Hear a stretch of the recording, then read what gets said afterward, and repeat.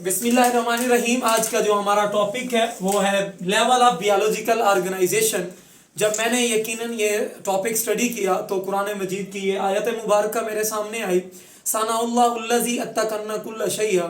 अल्लाह ताला खुद फरमाते हैं कि ये अल्लाह ही की कारीगरी है कि जिसने ये तमाम कायनात और निज़ाम को मरबूत तरीके से बनाया है। तो हम जब कायनात में या अपने इर्द गिर्द मुख्तलिफ चीज़ों को देखते हैं, जब घड़ी को देखते हैं तो घड़ी साज का तज़किरा सामने आता है, जब मकान को देखते हैं तो मोमार का नज़रिया सामने आता है, जब हम किसी भी चीज़ को बनाई हुई चीज़ को देखते हैं तो हमें फ़ौरन उसके बनाने वाले की तरफ तवज्जो मरकूज़ करनी पड़ती है।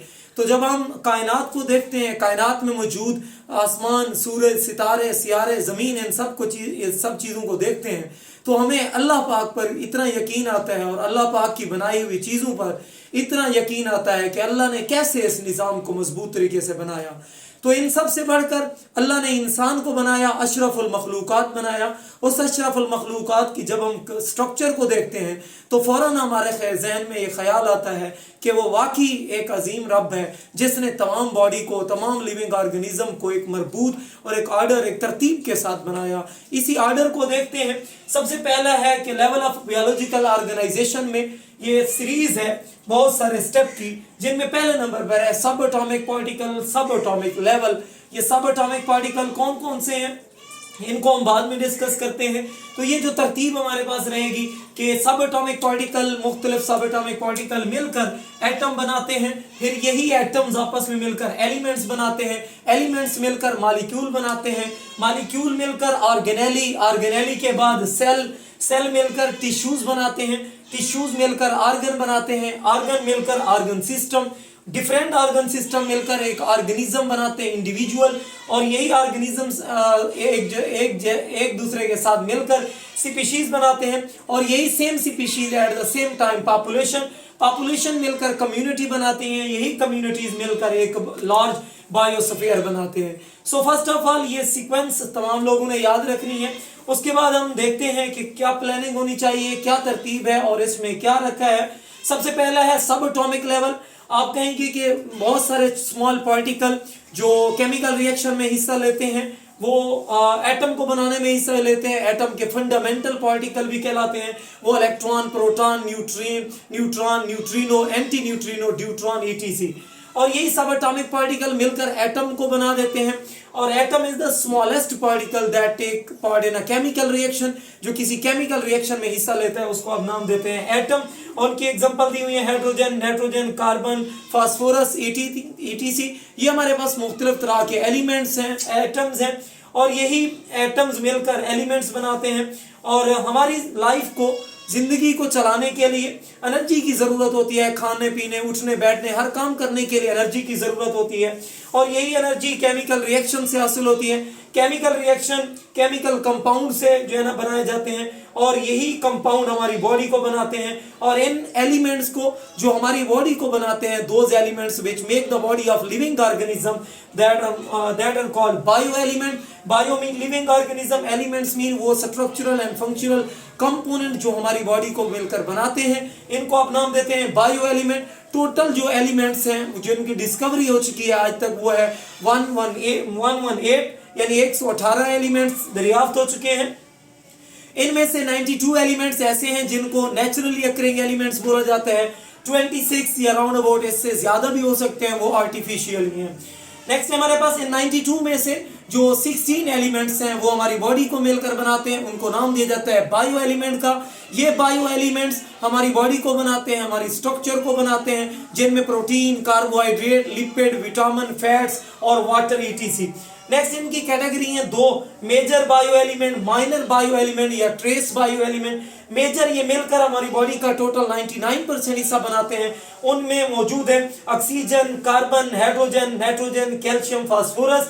इनकी परसेंटेज इस ग्राफ में दिखाई हुई है कि ऑक्सीजन सबसे ज्यादा बायो एलिमेंट है जो हमारे प्रोटोप्लाज्म को बनाते हैं, 65%, कार्बन 18%, हाइड्रोजन 10%, नाइट्रोजन 3%, कैल्शियम 2% और जो है फास्फोरस 1%। इसको याद करने का एक सिंपल फार्मूला या शॉर्टकट फार्मूला, इसको हम लिख सकते हैं O Chaudhary N cap, O Chaudhary N cap. इसके नाम से आप लोग जाहिर कर सकते हैं। इसमें यह होगा कि आप कह सकते हैं O चौधरी से CH, N और जो है ना हमारे पास कैप से कैल्शियम और फास्फोरस। ऑक्सीजन जो कि 65% है, पहले भी लिखा हुआ है। कार्बन जो कि 18% है। हाइड्रोजन जो कि 10% है।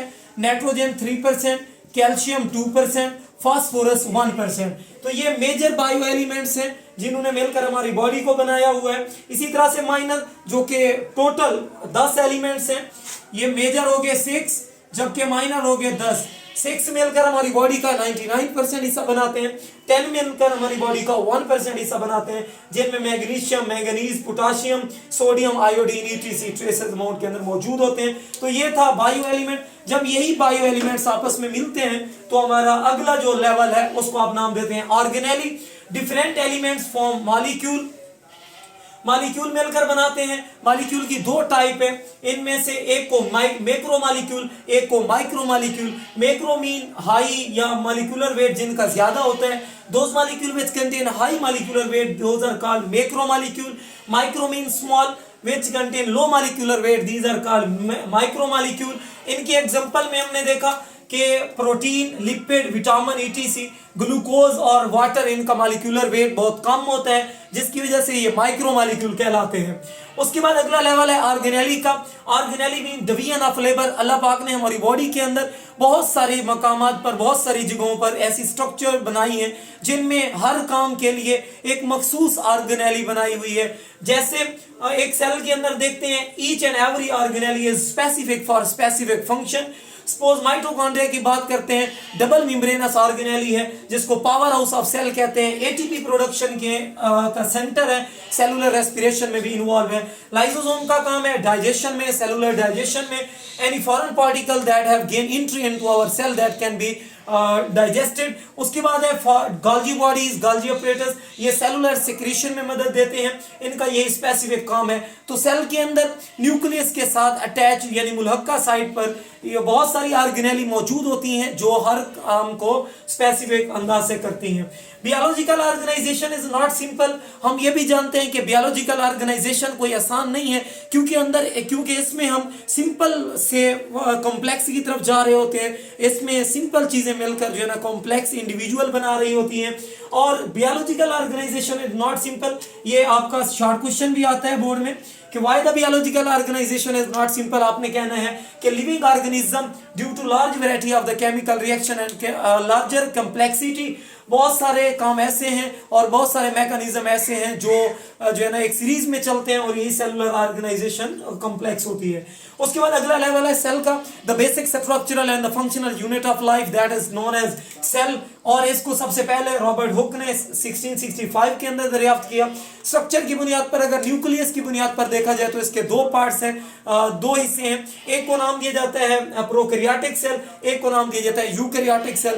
Pro mean before, eukaryon mean nucleus, यानी ऐसे सेल जिनमें पहले न्यूक्लियस मौजूद नहीं होता था। और eukaryotic, eu mean true, eukaryon mean nucleus, जिनमें वाज़े न्यूक्लियस मौजूद हो वो यूकैरियोटिक, जिनमें वाज़े न्यूक्लियस मौजूद ना हो वो हमारे पास प्रोकैरियोटिक कहलाएंगे। इन सेल के example nerve cell, egg cell, sperm cell, ostrich egg cell, ETC। Next, ये MCQs ऐसे भी आ सकती है कि cell plus cell is equal to dash. तो आपने कहना है कि ये मिलकर बना देते हैं टिश्यू। व्हेन डिफरेंट सेल या same cell combine to each other then tissues are form. तो similar cell arranged for similar function that is known as tissue. और इसकी स्टडी हमारे पास कहलाती है histology. Plant tissue, animal tissue, plant के अंदर बहुत सारे काम को परफॉर्म करने के लिए जाइलम टिश्यू, फ्लोएम टिश्यू, कोई जो है ना स्क्लेरन कैमा टिश्यू और एपिडर्मल टिश्यू, ग्राउंड टिश्यू। इसी तरह से एनिमल में मस्कुलर टिश्यू, नर्वस टिश्यू और कनेक्टिव टिश्यू, जैसे ब्लड है वो भी एक कनेक्टिव टिश्यू है। इसी तरह से जब ये टिश्यूज आपस में मिल जाए तो ऑर्गन बनता है और यही ऑर्गन जब आपस में मिल जाए तो ऑर्गन सिस्टम। ये आपका बोर्ड में एक इंपॉर्टेंट लॉन्ग क्वेश्चन आता है कि write a note on the organ and organ system level. आपने इसको तरतीब से लिखना है कि different tissues combine to form organ, और यही ऑर्गन स्पेसिफिक होता है एक खास काम के लिए। हमारी बॉडी के अंदर बहुत सारे ऑर्गन ऐसे हैं, जैसे हम बात करते हैं स्टमक की, वो प्रोटीन डाइजेशन के लिए इन्वॉल्व है।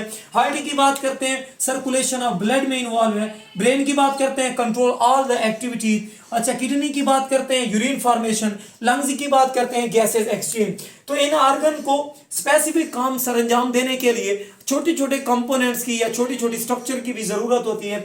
जब यही ऑर्गन आपस में मिलते हैं तो ये बना देते हैं large complex that is known as organ system. यही ऑर्गन सिस्टम लेवल कॉम्प्लेक्स है एनिमल में, लेस कॉम्प्लेक्स है प्लांट्स में। उसकी रीजन ये है कि एनिमल को मोटेलिटी शो करनी पड़ती है, रेस्पिरेशन करनी पड़ती है। प्लांट के अंदर लेस मोटेलिटी है, लेस सेलुलर एक्टिविटी है, लेस मैकेनिज्म है। इसी तरह से organ system, digestive system, excretory system, circulatory system, respiratory system, ये कुछ ऐसे सिस्टम है जो कि डिफरेंट छोटे छोटे ऑर्गन और उससे रिलेटेड स्ट्रक्चर मिलकर ऑर्गन सिस्टम बना देती हैं। अब सपोज हम बात करते हैं रेस्पिरेटरी सिस्टम की, जिसके अंदर हमारा नोज इन्वॉल्व है और इसी तरह से नेजल कैविटी, फिर फेरिंग्स, लैरिंग्स और इसी के बाद ट्रेकिया, एल्वोलाई, ब्रोनकाई, लंग्स, ये सारी स्ट्रक्चर छोटी छोटी मिलकर जो है ना एक ही सिस्टम को बनाती हैं। इसी वजह से एक ऑर्गन सिस्टम को बनाने के लिए जो छोटी स्ट्रक्चर है उनका भी होना जरूरी है। तो ये एक लार्ज सिस्टम हो गया जिसको आपने नाम दिया रेस्पिरेटरी सिस्टम। इसी तरह के हमारी बॉडी के अंदर बहुत सारे ऐसे सिस्टम मौजूद हैं जो डिफरेंट ऑर्गन ने मिलकर बनाए होते हैं। नेक्स्ट है कि यही organ system, organ, cell, tissue मिलकर ये बना देते हैं हमारी बॉडी को। उसको आप नाम देते हैं एक ऑर्गेनिज्म यानी इंडिविजुअल। और इंडिविजुअल का तो आपको पता है कि सर से लेकर पांव तक जितनी भी एनाटॉमी है या फिजियोलॉजी है, इसको पढ़ना एक इंडिविजुअल कहलाता है या एक इंडिविजुअल बनाता है। यही इंडिविजुअल जब एक ही जैसी स्पीशीज, एक ही तरह के हों या डिफरेंट तरह के हों, इसके लिए हम टर्म यूज करते हैं species, that is a basic unit of life या basic unit of classification, that is known as species. Species वो बुनियादी यूनिट है और स्मॉलेस्ट यूनिट है जिससे आगे नई नस्ल जो है ना जनरेट होती है। नेक्स्ट है population, same species combine to form population. जब एक जैसी स्पीशीज मिलकर मिलती हैं तो पॉपुलेशन बनती है। जैसे number of rats in the rice field, एक ही पॉपुलेशन में। Number of biology student, pre medical student in the class. तो उसके बाद 2 नंबर का शॉर्ट क्वेश्चन है what are the attributes of population. तो आपने कहना है age distribution, gene flow, gene frequency, population pressure, ETC some attributes हैं खसूसियात जो कि पॉपुलेशन की। नेक्स्ट अगला लेवल है कम्युनिटी, डिफरेंट स्पीशीज या different population, same population combine to form community. Communities are the dynamic collection of the living organism that is known as community. और इनकी 2 टाइप है, सिंपल एंड कॉम्प्लेक्स। सिंपल वो होते हैं जिनके अंदर हम चीजों को, पॉपुलेशन को काउंट कर सकते हैं, और जबकि कॉम्प्लेक्स वो होती हैं जिनके अंदर अनलिमिटेड जो है ना सूरत हाल हो या अनलिमिटेड चीजें हों जिनको हम काउंट ना कर सकते हो, that is called complex community. फिर कम्युनिटीज मिलकर इकोसिस्टम बनाते हैं, basic unit of ecology that is known as ecosystem. इस इकोसिस्टम में लिविंग भी शामिल है, नॉन लिविंग भी शामिल होते हैं। उसके बाद अगला लेवल है बायोस्फीयर, इसको जोन ऑफ लाइफ भी कहते हैं।